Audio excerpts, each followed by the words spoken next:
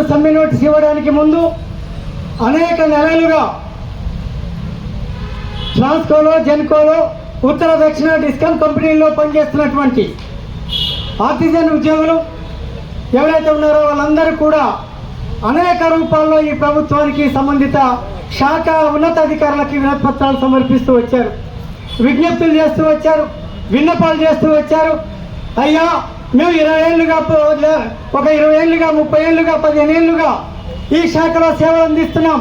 మా వేతనాలు పెరగట్లేదు, మా సర్వీస్ కండిషన్స్లో మెరుగుదల లేదు, మమ్మల్ని పర్మనెంట్ చేసేటువంటి ఆ స్థితి కూడా లేదు.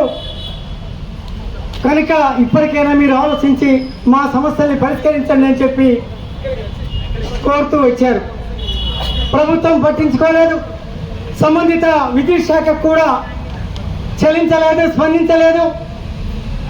అనివార్యంగా మనం సమ్మెలోకి వెళ్లాల్సి వచ్చింది. సమ్మెలోకి వెళ్ళిన తీరు కూడా చట్టబద్ధంగానే భారత రాజ్యాంగంలో రాయబడినటువంటి విషయాల ఆధారంగా వచ్చిన 1926 యాక్ట్ ఏదైతే ఉందో దాని ఆధారంగా మనం సమ్మె నోటీస్ ఇచ్చి 14 రోజులు గడిచిన తర్వాత మాత్రమే సమ్మెలోకి వచ్చాం. సమ్మెలోకి రావడానికి, సమ్మెలోకి లాగబట్టడానికి, సమ్మె ఈ స్థితికి రావడానికి పూర్తి బాధ్యత ప్రభుత్వాన్ని, సంబంధిత విద్యుత్ శాఖది అనేది మనం దృష్టిలో పెట్టుకోవాలి. నిన్న KTPSలో పెద్ద ఆందోళన జరుగుతుంది కొత్తగూడెంలో. అక్కడ విద్యుత్ శాఖ అధికారి మాట్లాడతాడు, మీరేంటి, మీరు ఉన్నా లేకపోయినా ఒకటే 15,000 ఇస్తే మాకు క్యూ కడతారని చెప్పి మాట్లాడుతున్నాడు ఆయన. మనం అడిగాం అక్కడ, అయ్యా నువ్వు ఐఏఎస్ చదువుకున్నావు కదా, నీకు 2 లక్షల రూపాయల జీతం ఎందుకు, మరో 1 లక్ష రూపాయలు ఇతర అవసరాల కోసం ఎందుకు డ్రా చేస్తున్నావు, 3 నుంచి 3.5 లక్షలు డ్రా చేస్తున్నావే, మాకు కనీస వేతనం 26,000 లేదా 30,000 ఇవ్వమని చెప్పి అడిగితే, లేదా మాకున్నటువంటి ఇప్పుడున్నటువంటి స్థితిలో మమ్మల్ని ఆదుకోమని చెప్పి మేము అడిగితే మీరు ఈ రకంగా మాట్లాడుతున్నారు, మీకు న్యాయం అని చెప్పి మనం ఒక అడిగాం. అధికారి వైపు నుంచి స్పందన లేదు. ఇవాళ రాష్ట్రంలో ఉన్నటువంటి 20,000 మంది ఆర్టిజన్ ఉద్యోగులు ఎవరైతే ఉన్నారో వాళ్ళు లేవనెత్తిన డిమాండ్లు ఇవాళ కార్మికుల మనసుల్లో నుంచో, వాళ్ళ గుండెల్లో నుంచో, వాళ్ళు వ్యక్తిగత అవసరాల నుంచో వచ్చిన డిమాండ్లు కాదవి. ఈ డిమాండ్లన్నీ కూడా చట్టబద్ధమైన డిమాండ్లు, ప్రజాస్వామికమైన డిమాండ్లు.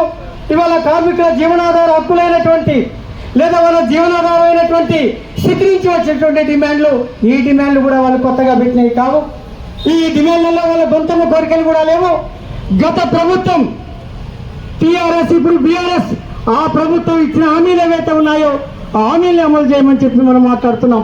అంతేకాదు, ఎన్నికలకు ముందు, ఎన్నికల సమయంలో ఈరోజు అధికారంలో ఉన్న కాంగ్రెస్ ఏదైతే మనకు హామీలు ఇచ్చిందో, ఏదైతే వాగ్దానాలు చేసిందో మీ అందరికీ తెలుసు.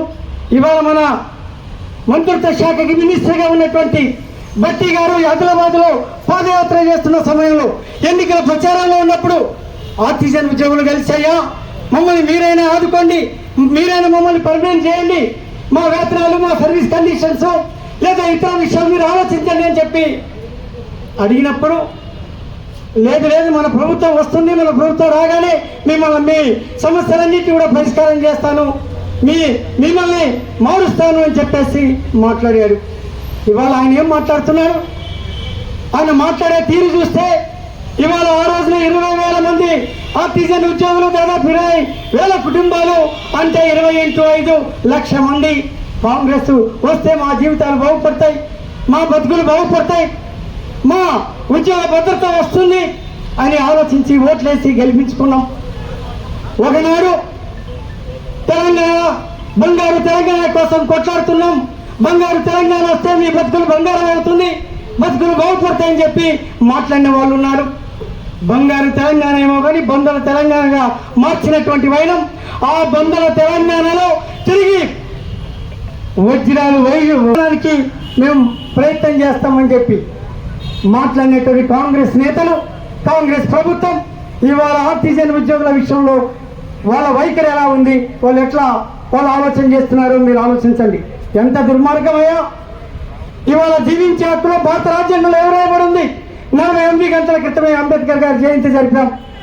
భారత రాజ్యాంగంలో ఆర్టికల్ 25 నుంచి 43 ఆర్టికల్ వరకు భారత కార్మిక వర్గం గురించి, ఆ భారత కార్మిక వర్గంలో భాగమైనటువంటి విద్యుత్ శాఖ కార్మికుల గురించి ఏం రాశారు, కార్మికుల సంక్షేమం గురించి, వాళ్ళ ప్రయోజనాల గురించి, వాళ్ళ హక్కుల గురించి విస్తారంగా భారత రాజ్యాంగంలో రాయబడింది. అంతేగాదు ఆర్టికల్ 39 క్లాస్ డి ప్రకారం సమాన పనికి సమాన వేతనం ఇవ్వాలని చెప్పి భారత రాజ్యాంగంలో రాయబడింది. ఆర్ఎస్కే సూత్రాల్లో భారత రాజ్యాంగంలో 4వ అధ్యాయం. దాని ఆధారంగా అనేక చట్టాలు వచ్చినాయి. 1964 నుంచి 2016 అక్టోబర్ వరకు సుప్రీంకోర్టు 2 సందర్భాల్లో వివిధ రాష్ట్రాల్లో ఉన్నటువంటి హైకోర్టులు ఇచ్చినటువంటి 64 రకాల తీర్పులు సమాన పనికి సమాన వేతనం ఇవ్వాలని చెప్పి, ఆ సమాన పనికి సమాన వేతనం ఇవాళ అమలవుతుందా? అదే కదా ఇవాళ అడిగేది.